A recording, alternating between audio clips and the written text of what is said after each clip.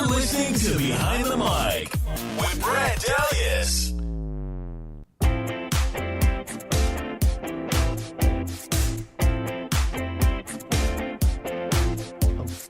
Welcome back, Behind the Mic, here on KABC Radio. Brad Dalius joined by Keith Jackson.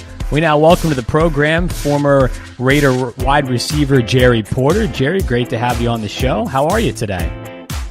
I'm very well. Thanks for having me. Yeah, no problem. It's great to have you on. Last time we spoke with you, it was back during the NFL draft. A lot of excitement around this team, and obviously they start the season here in 2018, 1-6 under John Gruden. Your impression so far of this Raiders season and you know, what's become of it to this point? Well, I'm an outsider now, and I can't claim to know what's going on inside the building. But, you know, as I'm in the same boat as you guys are. We look from the outside, it looks pretty bad. Thinking forward, I don't truly think that any of the decisions Gruden has made or the Raiders have made, I can't put it all on Gruden, have been bad because Amari Cooper, while the first 2 years he started off like a world beater, he often disappeared at times, and to be able to get a first rounder for him in this upcoming draft, and the Cowboys aren't doing that well, so that first rounder could be upwards of 15 or higher because I don't see the Cowboys making the playoffs, so I think that was a good move. Wow. Hey, Jerry, what about the Khalil Mack, though, situation there? Do you think that was a great move on their part? Do you think in general, you know, when I first initially thought about this, I was like, okay, well, wait a minute. They really are getting a couple draft picks and things like that for them. So maybe in the long run, the Raiders will end up having the better win out that deal. But, you know, you look at Chicago and what they're doing over there, 4-3, but Khalil Mack is actually, you know, arguably at one point in time, you know, they're talking MVP, and that's on a defensive, for defensive purposes. You know, you don't really see that. So do you think the Raiders made a mistake by letting him go? It's all in how you view things, because every year in the draft, you're going to look for another Khalil Mack, where you have a Khalil Mack in your building. So you don't want to trade him away, but at the same token, he played so well, and you had already jumped under a big contract with Derek Carr. It was kind of one of those things you had to pick your poison. Who were you going to side with, the offense or the defense? And since that contract was already in place, you kind of had to, and not like set your team's cap situation to hell for the foreseeable future. Well, I don't know exactly what the upcoming years look like in the cap. Under the cap for the Raiders, but I believe if you had two cornerstones like your franchise quarterback on offense and a difference maker on defense, you solidify those two spots and maneuver around it later. But it seems like the Raiders have made the choice to send Khalil Mack and that huge contract to Chicago and take a wealth of picks to try to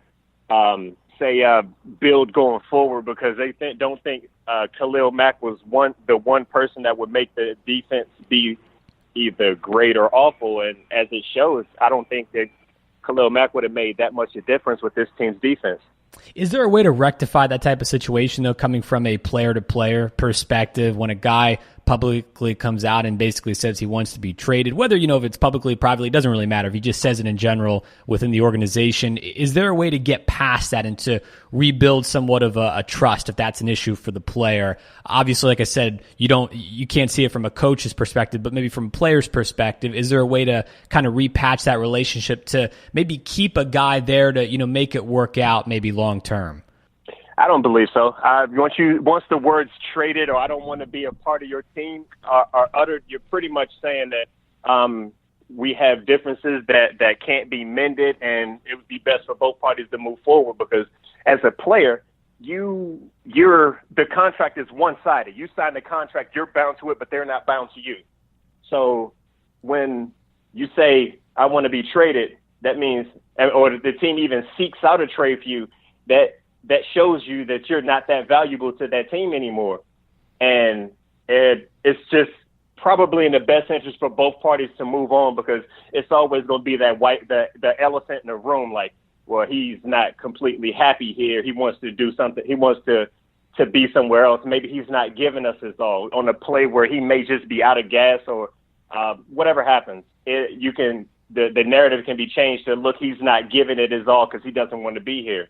So once the phrase is uttered, trade me, or they're fielding offers on trades, it's probably best for both teams. Both parties to part ways. Do you think, Jerry, that John Gruden is, number one, was the best fit for the Raiders? And number two, do you think that what they're doing in a way is kind of clearing house and then kind of just wanting to start all over and fresh? I mean, you look at it, people have been uttering about Derek Carr, possibly he should be gone, or they should look to move him. As well as, you see like Marshawn Lynch, he's hurt right now. So, I know Doug Martin is going to be starting coming up. Do you think that he's trying to just really just kind of clear a house and say, you know what, let's start off fresh and new, going in, and they're leaning towards pretty much Vegas? Well, the first question you asked me, do I think John Gruden was the best choice? Honestly, I cannot say yes. I as much as I'd like to be PC and pro Raider, no, I do not believe that was the best move. But the people are in position to make decisions like that, and they made that decision. They thought long and hard on that. They didn't just wake up one morning, hey, let's get John Gruden. I wonder what he's doing. Yeah. They thought about it, and they thought that would be the best way to go, going into a new venue with moving the Raiders to Vegas, new stadium, new everything. They wanted to clean house and start fresh. With that being said, John Gruden, while he's in football, talking football however so often and on ESPN, it's been 10 years since he coached. And that's a long time to not do anything and then jump back into the prime spot of it and try to pick up where you left off. The game has progressed. To be honest, you see some of the coaches that ain't coached in 2 years and you say that's a long time. So 10 is a football lifetime. What direction do you think they need to go in now? What position they're in now? They're 1-6. What is the direction? If it was you, what direction would you go now in terms of getting this organization back into its successful form that it used to be? Are we talking for the remainder of this year? Or are we just talking going forward? Going forward. Going forward. Your scouting department becomes the real MVP right now, because you pretty much said that this year you don't plan to get much out. You don't plan on this year. This year is pretty much done. So your scouting department, your personnel has to find the players that will come available, the players in the draft that fit what you're trying to do, and you got to get younger. This game is a young man's game. Like, you look around the league, you see older players. They like a LaShawn McCoy. He's not that old, but he's old in terms of running backs. You can't get guys like, you need 22, 23. Like, your older player needs to be somebody you drafted 3-4 years ago on your roster, and it's about 28. Like, you cannot like a Saquon have Barkley type of guy. You'd love to have a bunch of those, right? But no. I was just thinking you have to. It's a young man's game, and young men, forward thinking offense, a defense that you can trust. My thing is youth. I say youth. You got to be young at your skill positions and strong up front. So going forward, that's kind of like where I would think to address. Do you think part of the problem here is that basically Mark Davis has given Gruden the keys to the kingdom with a 10-year deal, like we talked about earlier, $100 million? Seemingly he's safe through at least 2020, in my opinion, and I think a lot of people share that as well. Them going into Vegas, Davis wants Gruden to lead this team into that new era. Is that part of the problem, that he has such a long leash here? And, all the while we're talking about this and he hasn't coached in 10 years. Ultimately, is that going to be a big problem here with him just totally stripping this team down and trying to rebuild everything? I don't think so, because Mr. Davis is smart enough to know that he's not a football guy, and he's bringing in football minds to make those decisions. Also, just 2 or 3 years ago, pretty much the same roster went 12-4 or whatever it was and went to the playoffs. And that same roster the very next year was out of the playoffs and picking pretty high.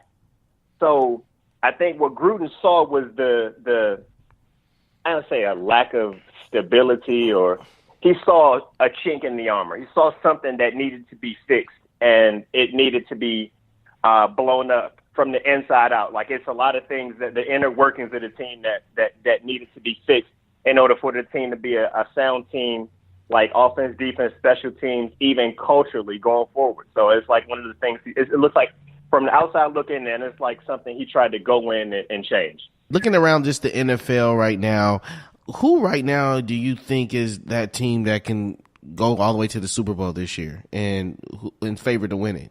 Let me just go ahead and pick up my bags and put them on the end of the train like everybody else and say the Rams. I mean, wow. They're so strong.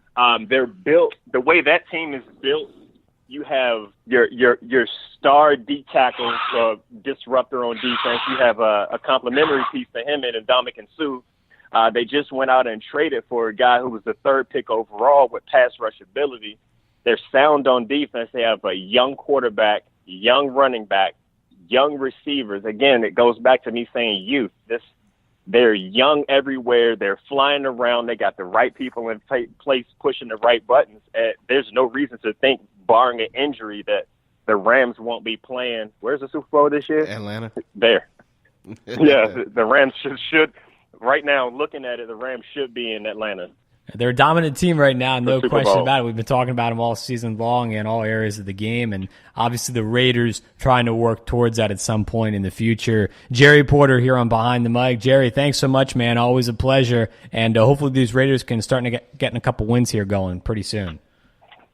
Thanks for having me. I'm going to keep the faith and just know that this isn't just a tank or a rebuild process.